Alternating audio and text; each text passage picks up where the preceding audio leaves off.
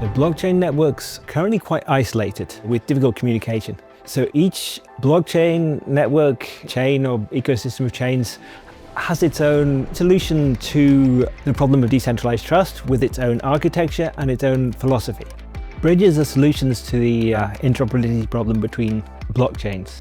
Many of them are centralized, relying on intermediaries, so the user now has to trust an additional entity to relay things from one chain to another.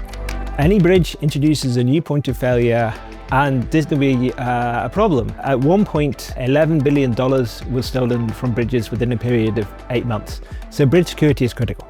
I'm Alistair Stewart. I'm lead scientist. The research team designs new protocols, implements those protocols which need cryptography, and ensures that Polkadot is secure.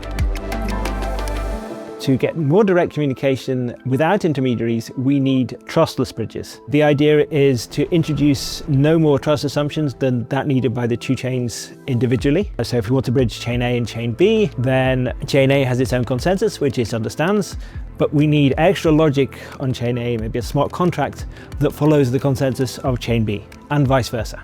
This is a light client, very similar to what you would need to follow a chain on a phone or a browser. The difference here is that blockchain is much more resource constrained, while at the same time the bridge is more security critical. And we came up with BEEFY, an architecture for trustless bridges between proof-of-stake blockchains.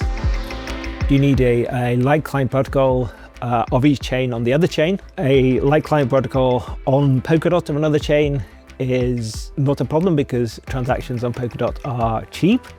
But if we want to put a light client of Polkadot on Ethereum, the gas cost has sometimes been more expensive. So for a Polkadot light client, we would normally follow grandpa justifications, but this involves checking 600 signatures because we have a lot of validators on Polkadot. What BEEFY does is we don't check all signatures, we check signatures from random validators. To do that, we leverage Ethereum's RANDAO randomness beacon. This drastically reduces the number of required signature checks.